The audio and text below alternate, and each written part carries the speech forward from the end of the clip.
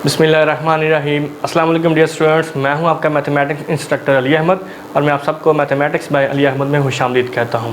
और सबसे पहले मैं आपसे ये कहना चाहता हूं कि अगर अभी तक आपने मेरा चैनल सब्सक्राइब नहीं किया तो इसको ज़रूर सब्सक्राइब करें और बेल आइकन पर क्लिक करें ताकि मेरे आने वाली हर वीडियो आपको बर वक्त मिल सके। यानी जैसा कि आप जानते हैं कि हम क्लास इंटरमीडिएट पार्ट 2 का जो मैथमेटिक्स का कोर्स है वो हमने स्टार्ट किया हुआ है और उसके अंदर हमने चैप्टर 1 जो है वो पढ़ रहे हैं। आज हम चैप्टर 1 में टाइप्स ऑफ फंक्शंस के बारे में पढ़ेंगे। तो आइए स्टार्ट करते हैं।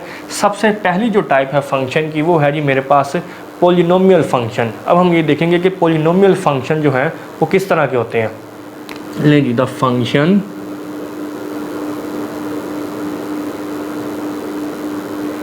पी ऑफ द फॉर्म,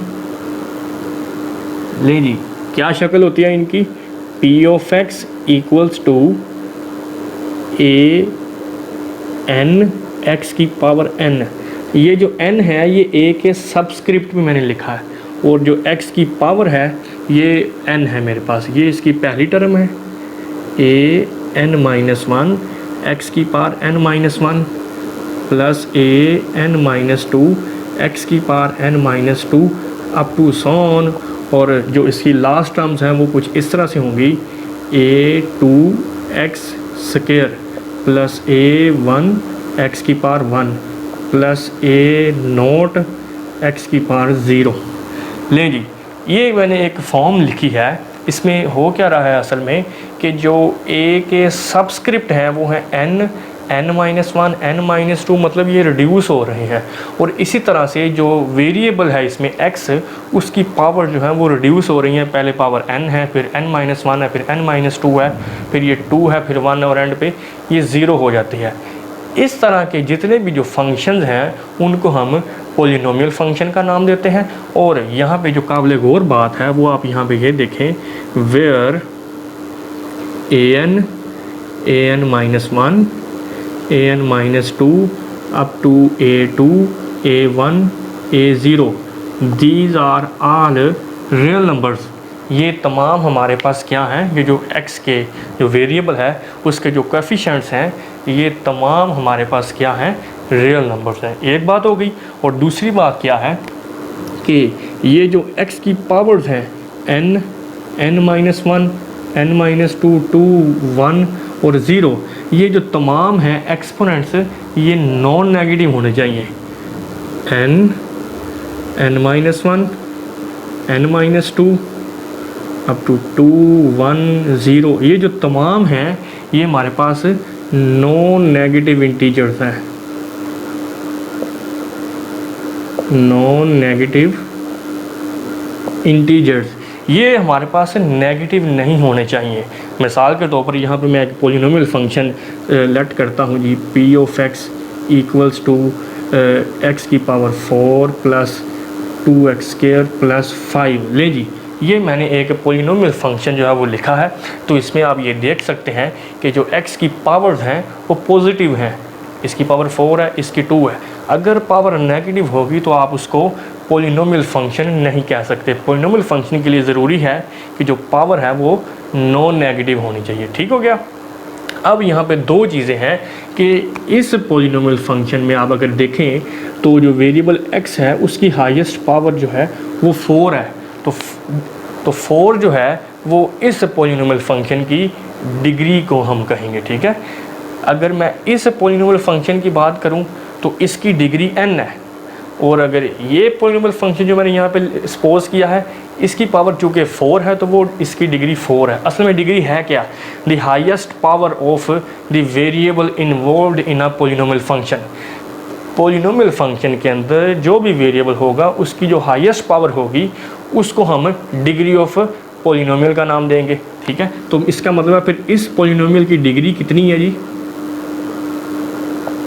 4, पहली बात। और दूसरी बात, जिस वेरिएबल की हाईएस्ट पावर है या जिसको आप डिग्री कहते हैं उसका जो कोएफिशिएंट होता है ना उसको हम लीडिंग कोएफिशिएंट का नाम देते हैं। Leading coefficient.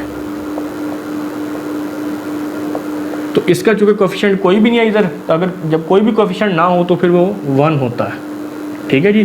तो ये दो चीज़ें आपने गौर से समझनी है, एक है डिग्री ऑफ पोलिनोमियल और दूसरा leading coefficient. Degree of polynomial क्या है, वेरिएबल की हाईएस्ट पावर, और उसी वेरिएबल जिसकी हाईएस्ट पावर है उसका जो कोएफिशिएंट है उसको लीडिंग कोएफिशिएंट का नाम देते हैं। ठीक हो गया।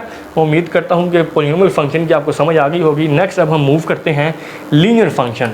लीनियर फंक्शन क्या है, if the degree of polynomial function is 1। लें जी, बहुत ही आसान है कि होगा ये पोलिनोमियल फंक्शन ही जो लीनियर फंक्शन है, लेकिन इसको स्पेसिफाई कर दिया है कि अगर उसकी डिग्री 1 है तो फिर हम उसको लीनियर फंक्शन का नाम देंगे। फॉर एग्जांपल मैं यहाँ पे एक फंक्शन लेता हूँ जी, f of x is equal to a x plus b where a b belongs to R. ये रियल नंबर है जो कि कोएफिशिएंट्स है। तो अब आप देखें यहाँ पे जो एक्स है उसकी डिग्री 1 है, तो इस वजह से फिर हम इसको लीनियर फंक्शन का नाम देंगे। हर वो पोलिनोमियल फंक्शन जिसमें डिग्री 1 होगी उसको हम लीनियर फंक्शन का नाम देंगे। ठीक हो गया। नेक्स्ट हम मूव करते हैं, हमारे पास जो थर्ड नंबर पे टाइप है वो है आइडेंटिटी फंक्शन। आइडेंटिटी फंक्शन ऐसा फंक्शन होता है जिसमें हम जो इनपुट दें वही हमें आउटपुट मिले। इसको मैं एक और नाम भी देता हूँ, इसको मैं मिरर फंक्शन का नाम भी देता हूँ कि जिस तरह आप शीशे के सामने अगर आप खुद खड़े होंगे तो आपको अपना आप ही उसमें नज़र आएगा, या जो चीज़ भी आप शीशे के सामने रखेंगे वही आपको नज़र आएगी। तो ये फंक्शन भी सेम उसी तरह से जो आप इसको इनपुट देंगे वही हमें सेम आउटपुट जो है वो देगा। यहाँ पे हम इसको आई से डिनोट करते हैं और ये एक्स से एक्स पे ही मैप हो रहा है क्योंकि जो इसकी इनपुट है वही आउटपुट है। तो फॉर एनी सेट एक्स, यहाँ पे मैं इसको इस तरह से भी लिख सकता हूँ कि I of x equals to x. ठीक है जी। तो यहाँ पे आप इसकी अगर फ़र्ज करें, यहाँ पे मैं x की जगह पे 0 पुट करता हूँ, 0 इनपुट मैं गिव करता हूँ तो आउटपुट मुझे 0 ही मिलेगी। अगर मैं इनपुट 1 दूंगा तो आउटपुट 1 मिलेगी। तो इसलिए फिर हम इसको आइडेंटिटी फंक्शन का नाम देते हैं। ठीक हो गया। नेक्स्ट जो हमारे पास टाइप है वो है जी कांस्टेंट फंक्शन की। कांस्टेंट फंक्शन क्या है, let x and y are two sets of real numbers. x और y हमारे पास दो नॉन एम्प्टी सेट्स हैं और इसको किस तरह से डिफाइन करेंगे, c चूँकि कांस्टेंट फंक्शन को रिप्रेजेंट कर रहा है, ये x से y पे मैप हो रहा है। ठीक है। और इसको हम इस तरह से लिखेंगे कि c of x is equal to a is any constant. a अब यहाँ पे कोई भी कांस्टेंट है और जो x है, जो इनपुट है, वो आपकी कैपिटल X से बिलोंग करेगी। ठीक है। और जो ए कांस्टेंट है वो आपका कैपिटल Y से बिलोंग कर रहा है। इसको हम फॉर एग्जांपल मैं एक फंक्शन लेता हूँ जी, c of x is equal to 5। अब आप देखें यहाँ पे आप इनपुट जो मर्जी देते रहें, आउटपुट हमेशा मुझे 5 ही मिलेगी। इनपुट चाहे आप 2 पुट कर दें, 3 कर दें, 5 कर दें, लेकिन आउटपुट जो है वो हमें वो फिक्स है, वो 5 ही मिलेगी। तो ऐसे फंक्शंस को हम कांस्टेंट फंक्शंस का नाम देते हैं। ठीक है जी। नेक्स्ट हमारे पास जो टाइप है वो है जी रैशनल फंक्शन। रैशनल फंक्शन क्या होते हैं, आपने रैशनल नंबर्स पढ़े होंगे। वो क्या है, वो वाले नंबर जिनको p ओवर q के फॉर्म में हम लिखते हैं, और p और q जो है ये आपका बिलोंग करता है सेट ऑफ इंटीजर्स में से, और जो q है ये नॉन ज़ीरो होना चाहिए। सेम उसी तरह से जो रैशनल फंक्शन है वो क्या है, a function r of x से इनको डिनोट करते हैं हम, is of the form p of x over q of x where p of x and q of x are polynomial functions. मतलब दो पोलिनोमियल फंक्शंस की जो रेशो है उनको हम रैशनल फंक्शन का नाम देंगे। और यहाँ पे भी वही कंडीशन है कि जो आपका q ऑफ x है वो नॉन ज़ीरो होना चाहिए। उसकी रीज़न क्या है कि अगर ये ज़ीरो हो गया तो फिर ये अनडिफाइंड हो जाएगा। तो ऐसे फंक्शंस को हम रैशनल फंक्शन का नाम देते हैं। लेकिन जो नेक्स्ट टाइप है हमारे पास वो है एक्सपोनेंशियल फंक्शन। अब हम ये देखेंगे कि एक्सपोनेंशियल फंक्शन जो है वो किस तरह के फंक्शन होते हैं। A function in which variable appears in power. ऐसे फंक्शंस जिनमें जो वेरिएबल है वो पावर में अपेयर हो तो उनको हम एक्सपोनेंशियल फंक्शन का नाम देंगे। फॉर एग्जांपल यहाँ पे मैं एग्जांपल लेता हूँ जी, y is equal to e की पावर x। अब आप इसमें देख सकते हैं जो वेरिएबल x है वो एक्सपोनेंट में आया है, पावर में आया है। तो ऐसे फंक्शन को हम एक्सपोनेंशियल फंक्शन देंगे। इसी तरह से आप इसकी कोई और एग्जांपल भी ले सकते हैं, y is equal to 2 power x आ गया जी। ठीक है जी। इसी तरह से y is equal to e power x ln 2। तो इस तरह के तमाम फंक्शंस जिनमें पावर जो है वो उसमें वेरिएबल जो है वो इन्वॉल्व हो, तो ऐसे फंक्शंस को आप एक्सपोनेंशियल फंक्शन का नाम देंगे। ठीक है जी। नेक्स्ट हमारे पास जो टाइप है वो है जी लॉगरिथमिक फंक्शन। लॉगरिथमिक फंक्शन किस तरह के होते हैं? लेट्स सपोज अगर मेरे पास एक फंक्शन है, if y is equal to a power x, ये मेरे पास एक फंक्शन है। ठीक है। अब अगर इसको मैं लॉगरिथम की फॉर्म में लिखूं तो वो किस तरह होगा, ये आपने ज़रा गौर से समझना है कि यहाँ पे जो a की पावर में वेरिएबल है ना x, ये आ जाएगा लेफ़्ट साइड पे। ठीक है जी। यहाँ पे हम लिखेंगे log, और ये जो a है ये इस लॉगरिथम की बेस बन जाएगी, और ये जो y है ये फिर यहाँ पे आ जाएगा। लें जी, ये मैंने एक्सपोनेंशियल फॉर्म से लॉगरिथमिक फॉर्म में लिख दिया है। तो ऐसे तमाम फंक्शंस को हम लॉगरिथमिक फंक्शन का नाम देते हैं जिनमें लॉगरिथम होगा। ठीक है जी। ये आपने गौर से समझ लिया कि हमने किस तरह लिखा। मैं रिपीट कर देता हूँ कि ये जो वेरिएबल में x है ये लेफ़्ट हैंड साइड पे आ जाता है, a जो है ये लॉगरिथम की बेस बन जाता है, और y इस तरह से राइट हैंड साइड पे आ जाता है। अब इसको प्रोनाउंस कैसे करना है? log y to the base a। इसको अक्सर लोग जो है वो गलत प्रोनाउंस करते हैं। मैं रिपीट कर रहा हूँ, log y to the base a। ठीक है जी। अब यहाँ पे हमारे पास से दो तरह के लॉगरिथम हैं। पहला हमारे पास है कॉमन लॉगरिथम। अब कॉमन लॉगरिथम में क्या होता है, अगर a की वैल्यू आपके पास से 10 हो, मतलब log 10y है, तो ये आपका कॉमन लॉगरिथम कहलाएगा। ठीक है जी। कॉमन लॉगरिथम जिसकी बेस 10 होती है। ठीक है। और जो दूसरी टाइप है हमारे पास, उसको हम कहते हैं नेचुरल लॉगरिथम।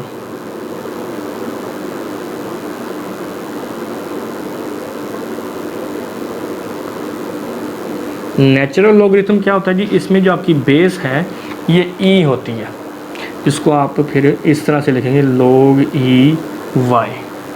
ठीक है जी। और जो कॉमन लॉगरिथम है इसको हम सिंबॉलिकली lg भी लिखते हैं। ठीक है। और जो आपका नेचुरल लॉगरिथम है इसको हम सिंबॉलिकली ln भी फॉर्मली लिख सकते हैं। ठीक है जी। ये दो सिंबल्स जो हैं ये हम इन दोनों लॉगरिथम्स के लिए जो है वो यूज़ करते हैं। ठीक हो गया। अब हम नेक्स्ट मूव करते हैं हाइपरबोलिक फंक्शंस। हाइपरबोलिक फंक्शंस जो है वो हमारे पास दो तरह के हैं। पहला हमारे पास है जी sine hyperbolic x equals to e की पावर x माइनस e की power minus x over 2। This is called sine hyperbolic function. और जो दूसरा फंक्शन है मेरे पास वो है जी cos hyperbolic x equals to e की पावर x प्लस e की power minus x over 2। This is called cos hyperbolic function. ठीक है जी। अब यहाँ पे ये जो दोनों फार्मूले हैं ये आपने अच्छी तरह से याद करने हैं, क्योंकि हमने ये नेक्स्ट एक्सरसाइज में यूज़ करने हैं। इन दोनों में फ़र्क क्या है? सिर्फ इस साइन का फ़र्क है। साइन हाइपरबोलिक x में माइनस है और कोस हाइपरबोलिक x में प्लस है। और इस फार्मूले की जो दूसरी टेक्निक है वो ये है कि जो यहाँ पे आपका एंगल होगा ना वो e की पावर में आना है दोनों में, साइन हाइपरबोलिक x में भी और कोस हाइपरबोलिक x में भी। पहले पॉजिटिव आएगा और बाद में नेगेटिव होगा। और दरमियान वाला साइन जो है वो आपने देख लिया कि साइन हाइपरबोलिक में माइनस है और कोस हाइपरबोलिक में प्लस का साइन है। ठीक है जी। ये दोनों फंक्शन जो है इनको हम हाइपरबोलिक फंक्शंस का नाम देते हैं। और नेक्स्ट जो हमारे पास है वो है जी explicit function and implicit function. दो तरह के ये फंक्शन हैं। इसको हम किस तरह से डिफाइन करेंगे?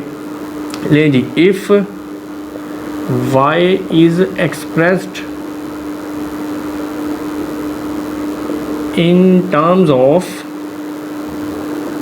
x, अगर आप y की value in terms of x find कर लें तो फिर हम उसको एक्सप्लिसिट फंक्शन का नाम देंगे। ये फंक्शन ध्यान से समझिए, आपने अक्सर बच्चे इस पर कंफ्यूज हो जाते हैं। ऐसे फंक्शंस जिसमें हम y की value in terms of x find कर सकें उनको हम एक्सप्लिसिट फंक्शन का नाम देते हैं। एग्जांपल देखते हैं फिर आपको बात क्लियर होगी। फॉर एग्जांपल मैं कहता हूँ जी y is equal to x square plus 1। ये आपके पास y की वैल्यू आ गई है in terms of x। This is called explicit function. इसी तरह से मैं कहता हूँ जी y is equal to square root x minus 1। ये भी y की वैल्यू है जो आपको x की फॉर्म में मिल चुकी है, तो आप इसको एक्सप्लिसिट फंक्शन का नाम देंगे। ठीक है जी। अब जो दूसरी है मेरे पास टाइप इम्प्लिसिट फंक्शन, इसमें क्या होगा? here x and y are so mixed up and y cannot express in terms of x। देखें होगा क्या कि ऐसे फंक्शंस हमारे सामने आएंगे जिनमें x और y इस तरह से मिक्स होंगे कि आप y की value in terms of x find नहीं कर सकेंगे। अब वो किस तरह से, ये देखें, लेट्स सपोज मेरे पास एक ऐसा फंक्शन है y is equal to y square plus x y plus x square. अब ये एक ऐसा फंक्शन है जिसमें आप y की वैल्यू जो है वो इन टर्म्स ऑफ x नहीं फाइंड कर सकते। आप इसके साथ जो मर्ज़ी सलूक कर लें, आप y की वैल्यू x की टर्म्स में नहीं फाइंड कर सकते। इसी तरह से आप बेशुमार इसकी एग्जांपल्स जो हैं वो कंसीडर कर सकते हैं। तो ये हमारे पास जो बेसिक डिफरेंस है एक्सप्लिसिट और इम्प्लिसिट फंक्शन में, उम्मीद करता हूँ कि आपको क्लियर हो गया होगा। नेक्स्ट अब हम मूव करते हैं इवन एंड ऑड फंक्शंस। बहुत ही सिंपल कि अगर आपके पास फंक्शन ऐसा है कि आप अगर उसमें x की जगह पे माइनस एक्स पुट करते हैं और फंक्शन में कोई चेंज नहीं आता, function remain same, then we can call it even function. For example मैं यहाँ पे एक फ़ंक्शन लेता हूँ जी एक्स स्क्वायर, ये मेरा फंक्शन है, ठीक है जी। अब आप इसमें x की जगह पे अगर माइनस एक्स पुट करते हैं तो होगा क्या, ये जो स्क्वायर है माइनस एक्स को अगेन क्या कर देगा, प्लस एक्स स्क्वायर। तो आपने देखा कि मैंने अगर x की जगह पे माइनस एक्स पुट किया है तो फंक्शन में कोई चेंज नहीं आया, फंक्शन फिर वही बन गया। इसको मैं एफ ऑफ एक्स लिख सकता हूँ। तो ये जो मेरी कंडीशन थी कि अगर फंक्शन में x की जगह पे माइनस एक्स पुट करें तो फंक्शन वही आ जाए सेम, तो उसको हम इवन फंक्शन का नाम देंगे। सो ये जो एक्स स्क्वायर मैंने फंक्शन लिया था f of x equal to x square, ये मेरा इवन फंक्शन है। इसी तरह से जो ऑड फंक्शन है वो इससे ऑपोजिट है कि अगर आप किसी फंक्शन में x की जगह पे माइनस एक्स पुट करें तो जो x है वो बाहर कॉमन आ जाए, फंक्शन सेम ही रहे और साथ माइनस आ जाए, तो देन हम उसको ऑड फंक्शन का नाम देंगे। इसकी भी हम एग्जांपल ले लेते हैं आसानी के लिए। मैं इसको एक्स क्यूब ले लेता हूँ, ले जी। अब आप इस पे ज़रा उसी तरह से x की जगह पे माइनस एक्स पुट करें तो इससे होगा क्या, आप जानते हैं कि अगर नेगेटिव नंबर की पावर ऑड हो तो माइनस बाहर आ जाता है, minus x cube f of minus x equals to minus, और एक्स क्यूब आप जानते हैं एफ ऑफ एक्स के इक्वल है। तो आपने ये देखा कि जब हमने एफ ऑफ एक्स में माइनस पुट किया तो फंक्शन तो वही आया लेकिन साथ माइनस आ गया है। तो इस तरह के जितने भी फंक्शंस हुआ करेंगे उनको हम ऑड फंक्शंस का नाम देंगे, ठीक है जी। तो मैं उम्मीद करता हूँ कि इन तमाम फंक्शंस की आपको अच्छी तरह से समझ आ गई होगी। इनको समझना बहुत ज़रूरी है ताकि हमने नेक्स्ट जो एक्सरसाइजेस करनी है उनको हम अच्छे तरीके से समझ सकें।